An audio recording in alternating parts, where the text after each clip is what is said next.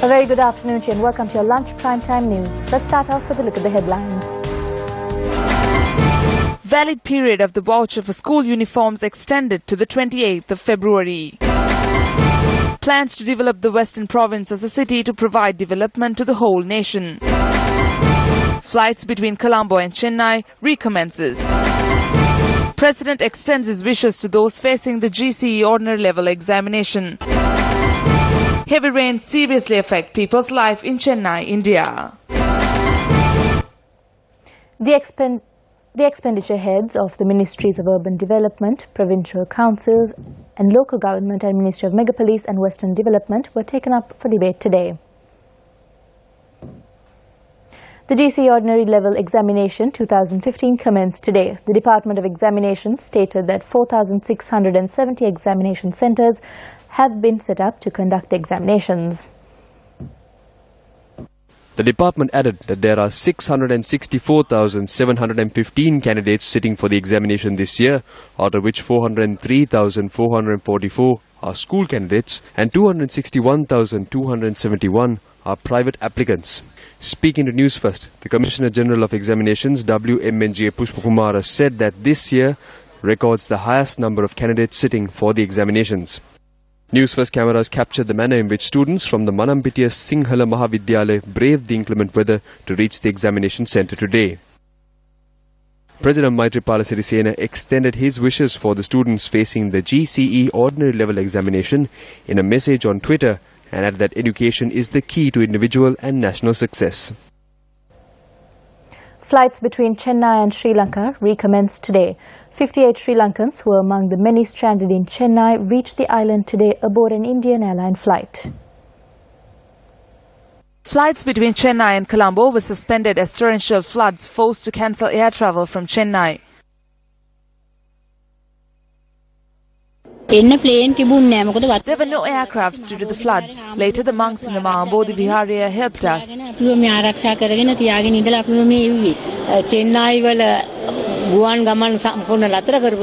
We were able to arrive in Sri Lanka at around 7 this morning via an Indian aircraft.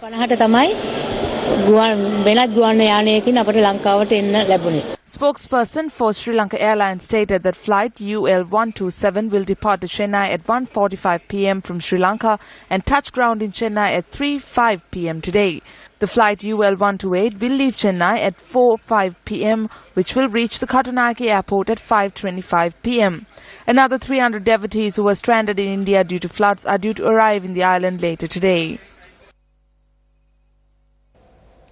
The Police Financial Crimes Investigation Division has reached the final stages of the investigations pertaining to the share issuance by Lanka hospitals. Police media spokesperson ASP Ruwan Gunasekara, speaking to Newsfirst, said after recording a number of statements, the investigation will be directed to the Attorney General for further action.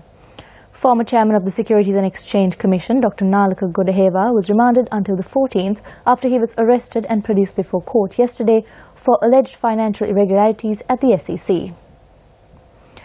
The awareness program under the theme Empower the Women commenced from the eastern and central provinces today. The project is aimed at securing a better future for the societies at large and was initiated with the aim of strengthening the women of Sri Lanka. This campaign, which is organized by Newsfirst, Sirasa and Shakti, aimed at empowering women with equality and security, is carried out together with the assistance of the Sri Lanka Police, the Ministry of Provincial Councils and Local Government, the District Secretariats and the Divisional Secretariats.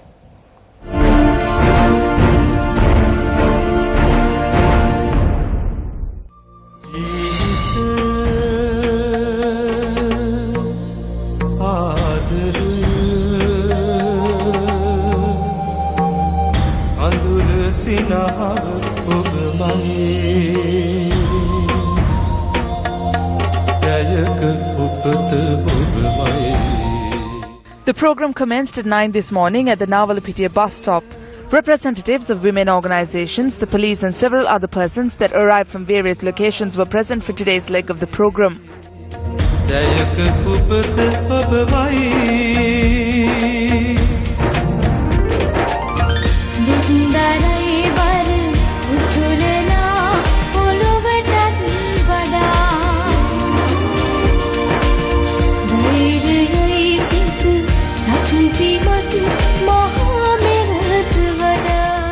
Wristbands were distributed as a part of the awareness campaign where women were given the opportunity to raise the issues they face.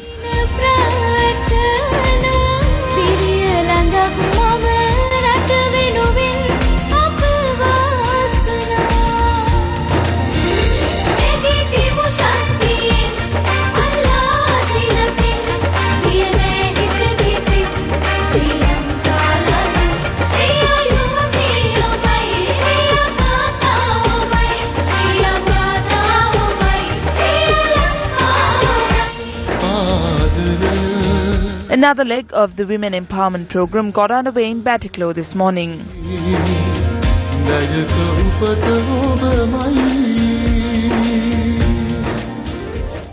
One person was killed and 7 others were injured in a motor accident that occurred along the Southern Expressway in Kurundugaha-Hatak area. Our correspondent stated that the accident occurred when the van plying towards Galle at around 7 this morning lost control of the vehicle, veered off the road and toppled. Out of the 10 individuals who were present at the time of the accident, 8 were admitted to the Karapitiya Teaching Hospital. The deceased is a resident of Ratnapura. An individual travelling in a cart died after being knocked down by a lorry in the Bangalavadia area in Kalmune, Ampara main road. The deceased is a 50-year-old resident of the Samanture area. Police arrested the driver of the truck with regard to the accident. The Excise Department seized 2 kilograms of abing worth 10 million rupees in Vaunia today. Excise Inspector Tilak Kumaras said that 2 individuals were also arrested in connection to the incident. He added that the chief suspect, a millionaire businessman, is also the owner of the stock of abing.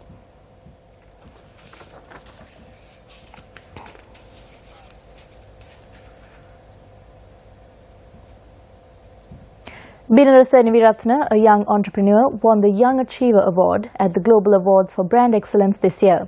Newsfirst Krishan Devsagayam caught up with him to learn more about his achievement.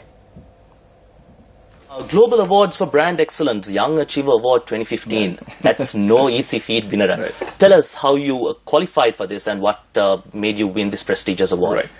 It really, the first criteria is obviously your age. So they define young as 35. So fortunately, I qualify in that. But really, apart from that, it's on your qualifications and achievements. So basically, you have to list everything down that you have done as an individual, both professionally and personally. Then you send it to the World Brand Congress, or CMO, which is the governing body of that. They review it and basically decide whether you're worthy of the award or not. And it was held actually in August in Singapore this time. So it was a tie for this award. So there was also Anthony Lau from Omnicom Media Group in Hong Kong who won the award along with myself. What's your message to aspiring youth, aspiring entrepreneurs, regardless of their age? I think the key factor here is being passionate about what you're doing. So that's really a key element. The other element is also to have a good network around you. You should really leverage on the skills that you have, but also the competencies and expertise of the people around you. You can never go it alone. You'll really need some people to support you. So be passionate, build your network, and really go for it. In your context, how do you see failure in life? When you fall, you got to stand up. Nobody else will raise you. Just be what you are. Just do what you want to do. Secret to Success. Every Tuesday and Thursday at 8:55 p.m. on MTV.